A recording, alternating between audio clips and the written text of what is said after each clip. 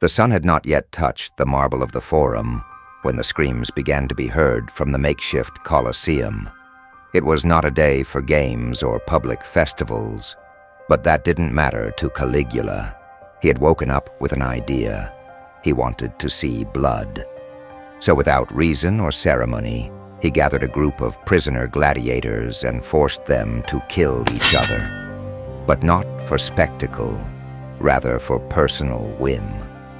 The few spectators were senators and nobles summoned in urgency. Some were still in their robes, but no one dared to protest. From his private box, the emperor observed with a glass of wine in hand and a frozen smile. He was dressed in a gold-embroidered tunic, barefoot, his head crowned with an oriental tiara that he himself had designed, and by his side, on a perfect expanse of marble, his horse Incitatus, adorned with pearl necklaces. The obsession with his horse was famous throughout the empire. Caligula would lean over from time to whisper in his ear, and then laugh. Everything seemed to be going well until then. But suddenly, one of the gladiators refused to fight. He was wounded, exhausted, bleeding from his leg. Caligula raised an eyebrow and, without a word, ordered the Praetorians to slit his throat on the spot. Immediately afterward, he ordered the executioner killed as well for having marred his sight with a clumsy execution. That was how it was. The rules changed at the rhythm of his mood, and his mood was unpredictable. Later, he strolled through the palace courtyard with a retinue of women, musicians, and naked slaves playing out-of-tune instruments. He would stop to mock statues of ancient emperors, spit in front of altars, shout at birds flying over the garden, and tear pieces of fruit off to throw them on the ground. When he grew tired, he summoned the Senate, not to address any state affairs, but to force them to swear allegiance to him. As if he were a living god, he demanded they not call him Prince, nor Caesar, but Jupiter made flesh. Anyone who doubted or mocked was executed in that same room. This is how Rome lived under his reign. The Senate had become a theater of fearful slaves, the army, an instrument of personal repression, the people, a passive circus that applauded or died. Caligula played. He did not govern seriously, and his game was cruel, sadistic, and psychopathic. At the heart of the most powerful empire in the world, the law had ceased to exist. All that remained was the will of a man who believed himself divine. A man with the smile of a child and the mind of an executioner. But who was Caligula?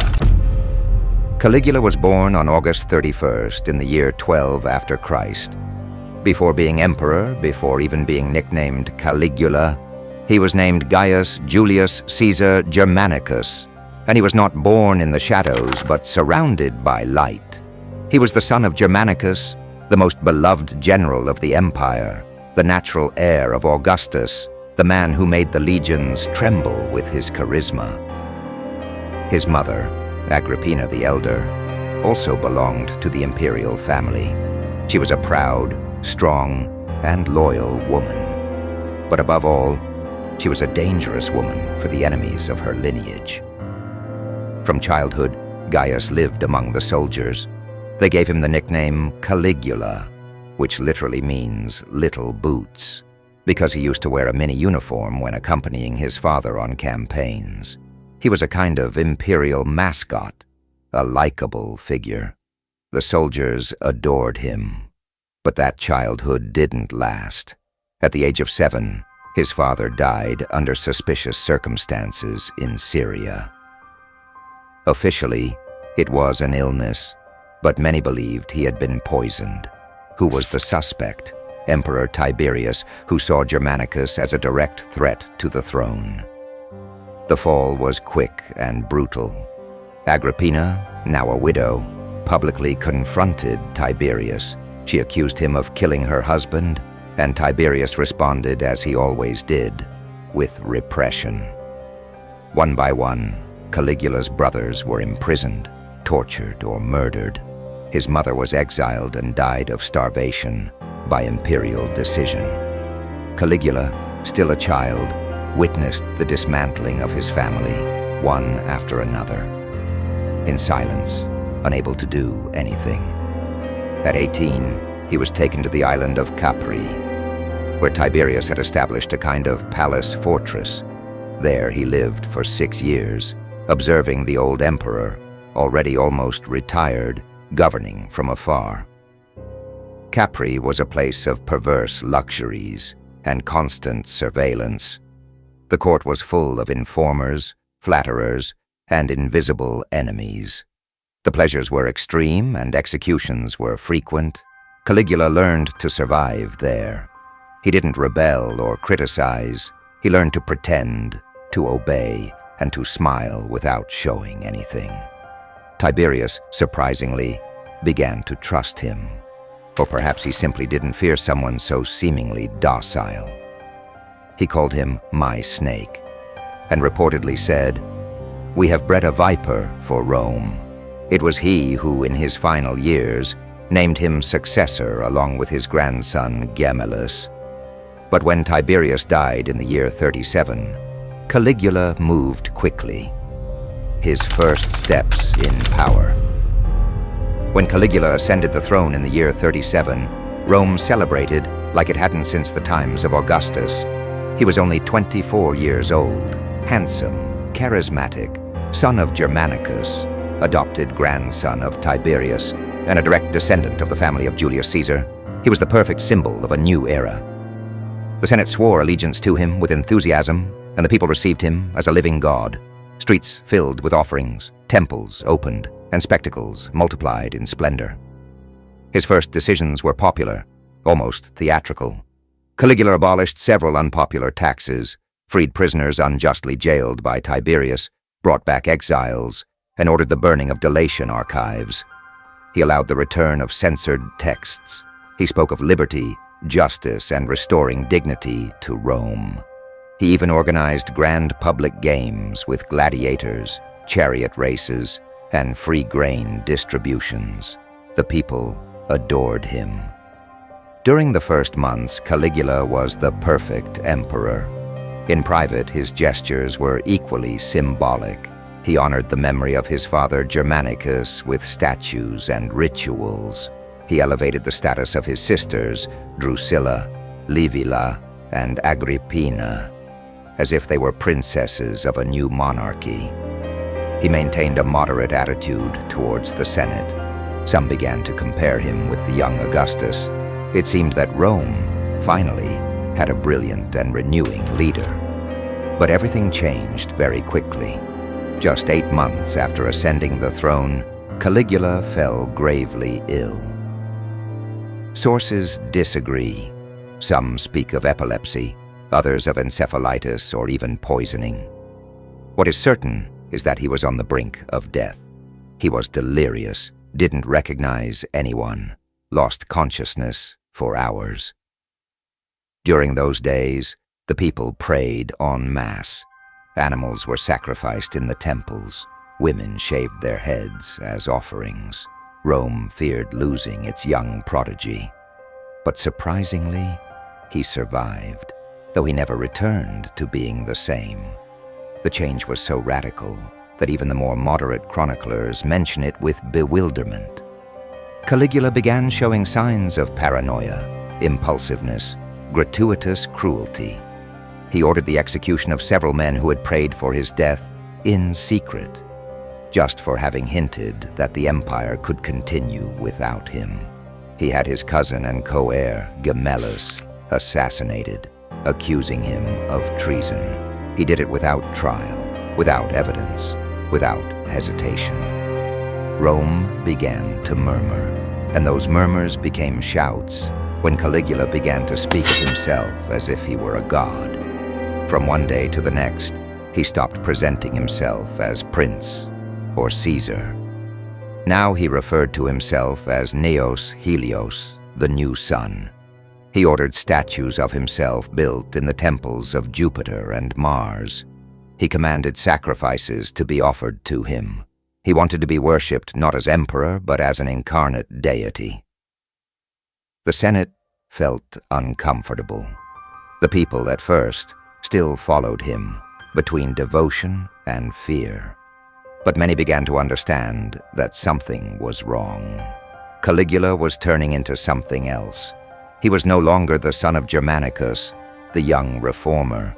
He was a man who spoke with the moon, who insulted gods out of jealousy, who began executing his closest allies just for feeling betrayed in his delusions. He had survived death, but what had returned was no longer human. God, tyrant, and executioner. The man who was once called the Hope of Rome no longer answered to his name. Now he demanded to be called Neptune, Bacchus, Jupiter, depending on the day. He presented himself before the Senate dressed in golden tunics, with a fake Greek actor's beard, and a crown of solar rays inspired by the god Apollo. He walked barefoot through the palace with a distant gaze and demanded to be worshipped as a living god. From then on, the empire became his personal playground. Rome was no longer the center of power, but the scenery of a delirium. Caligula began issuing contradictory laws, destroying decrees he had just signed, rewriting genealogies to place his name alongside immortals. One day he claimed to descend directly from Venus. Another day, he said he was the reincarnation of Hercules, later Bacchus, then Apollo, and the next day, all of them at once. His sisters took on an almost sacred role, especially Drusilla, whom he idolized in a way that scandalized even his allies. After her untimely death, he made her an official goddess of the empire, and even forbade public mourning because, according to him, mortals could not cry for a divinity. Rumors circulated about an incestuous relationship, but no one dared to confirm it, and whoever hinted at anything disappeared. The Senate ceased to be a political body and turned into a hall of public humiliations. Caligula shouted at them, mimicked them, forced them to run naked through the gardens, or kiss his feet during solemn meetings. If one frowned, they could end up executed. If another arrived late, they would be whipped in front of everyone. Many preferred not to attend. Others came with smiles plastered on their faces, feigning enthusiasm. They lived in constant fear of making the mistake of the day. And amidst this farce, Incititus, his horse. Caligula built him a stable of marble with an ivory manger, a necklace of precious stones, and a cohort of servants. He sat him at his table during official dinners, offered him wine in golden cups, and treated him like a consul. Some claim he even appointed him magistrate as a direct mockery of the Senate. Others say he did it to show that even an animal could govern better than them. But it wasn't all cruel jokes. There was real terror, real blood, authentic suffering. Caligula turned banquets into torture shows.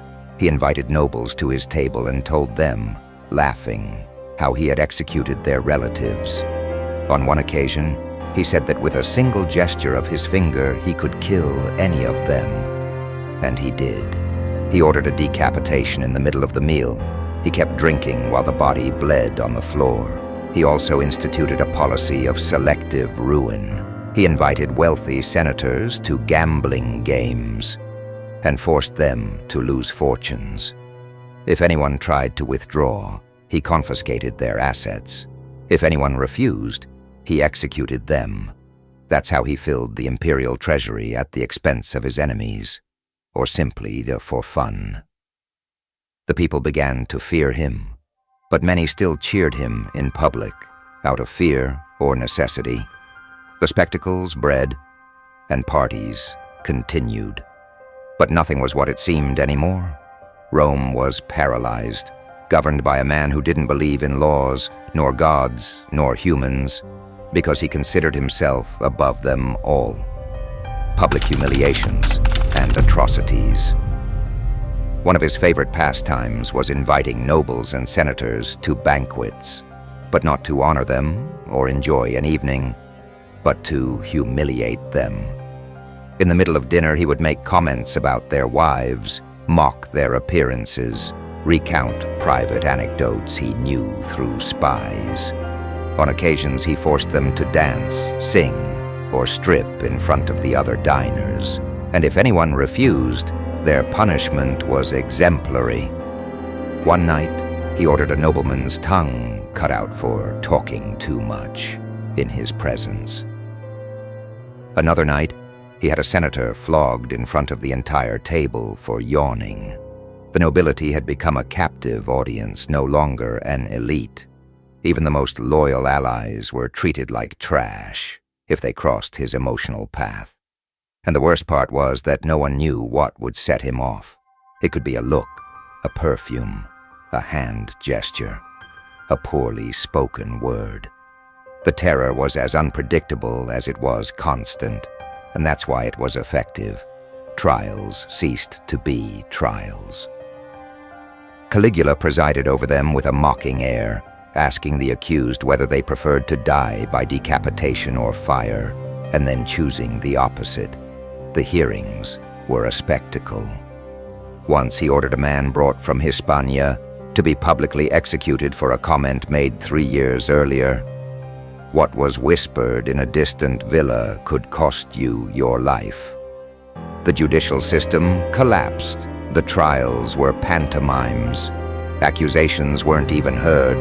The condemned were thrown into the Tiber River or executed in front of the public with no justification other than the divine whim.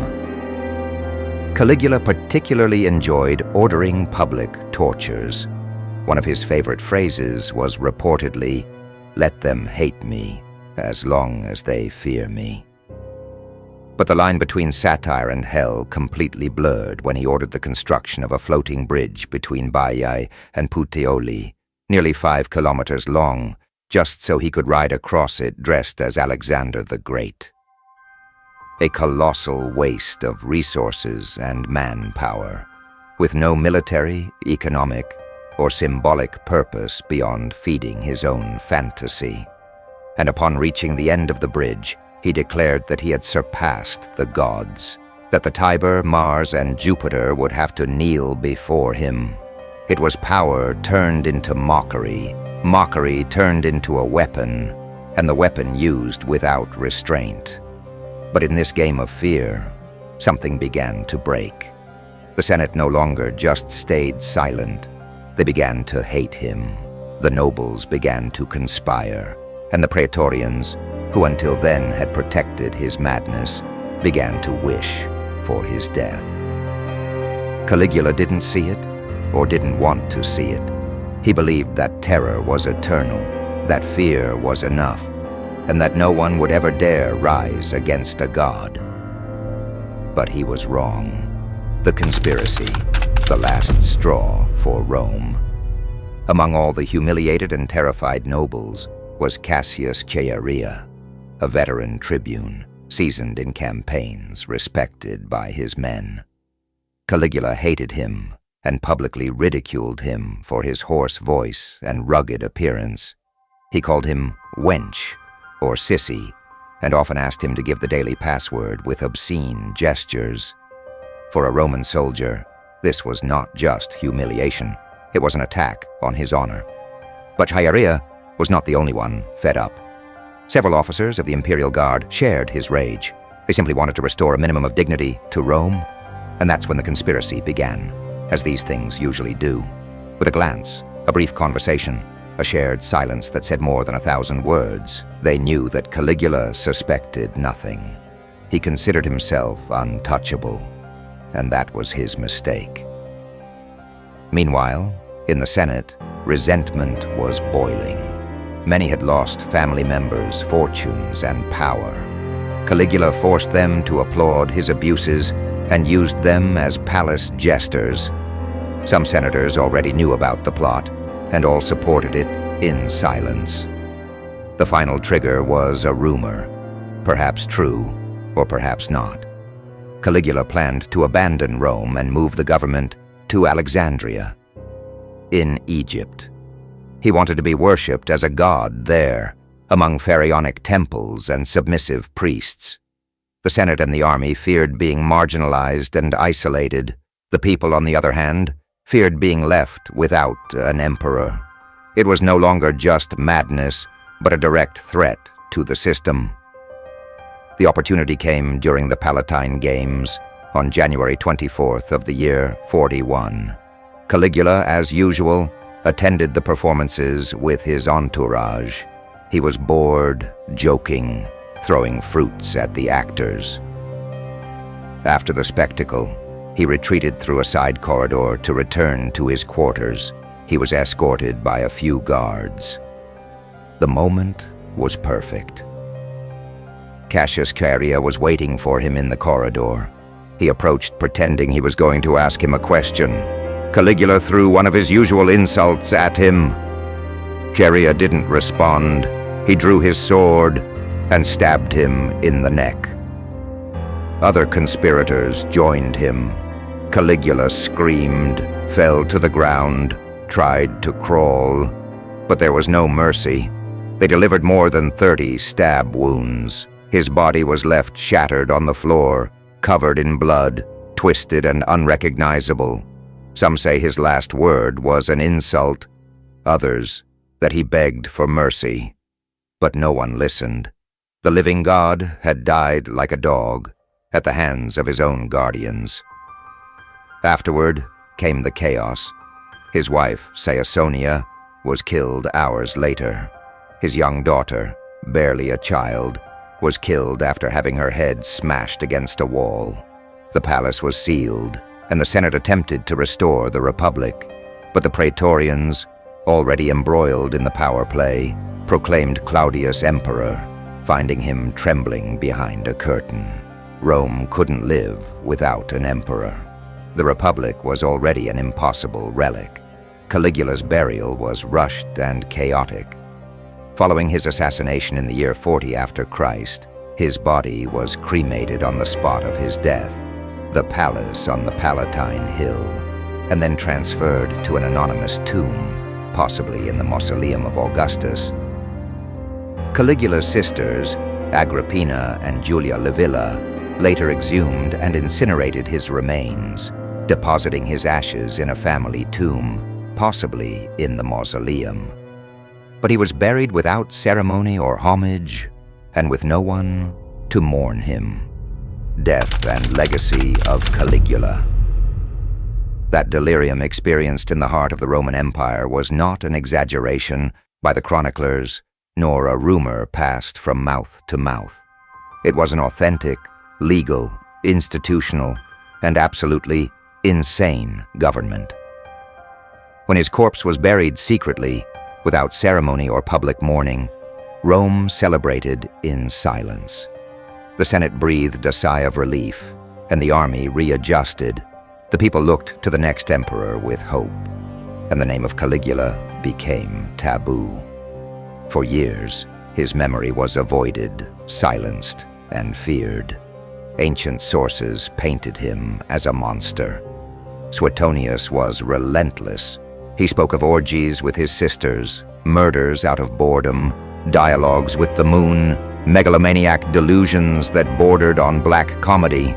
Dio Cassius portrayed him as a dangerous madman devoured by ego who turned Rome into a mockery of itself. Philo of Alexandria, a witness to his visit to Egypt, described him as a man close to bestiality, who confused power with caprice. But not everything can be taken literally. Modern historians are more cautious. Many recognize that accounts from the time are laden with propaganda, political hatred, and unverified rumors. The damnatio memoriae, the official condemnation to oblivion, helped shape a more symbolic than real figure. Did he really appoint his horse as consul? Maybe not. Maybe he just said it to ridicule the Senate, but the phrase stuck in history because it reflected a deeper truth than the fact itself. Caligula despised Rome, and he did it knowing that no one could stop him. What is undeniable is that his rule was an open wound. Caligula broke the forms, destroyed the boundary between emperor and god, and publicly scorned the institutions that still tried to maintain the imperial balance. With him, Rome discovered the real danger of absolute power, because Caligula didn't govern as a man, but as a spectacle, and not a spectacle of strength, like Caesar or Augustus, but of humiliation, resentment, and contempt. He turned power into a permanent theatrical performance, a theater where he was god, actor, judge, and executioner all at once, and the audience, Rome, could only watch, pretend applause, or die. His death, at the hands of the very praetorians who were supposed to protect him, was more than a conspiracy. It was the system's response to excess, but it was also proof of his failure. Rome had created an emperor with divine powers, and then was scandalized to see him act like a god without a soul. The murder didn't erase the damage, it only buried it with him. After his fall, the empire tried to recover. His uncle Claudius was elevated to the throne almost by accident, rescued from behind the palace curtains. He tried to restore legality, to calm the waters. But the precedent had been set. Rome had discovered that an emperor could be a madman, and that power could not be corrected from within. From then on, the empire became more authoritarian, more militarized, more vertical. The Senate was permanently weakened. In that sense, Caligula marked a before and after. His figure is the inflection point where the Roman Principate, the republican facade of the early emperors, begins to crack. After him, the idea of limiting imperial power began to seem like a naive fantasy.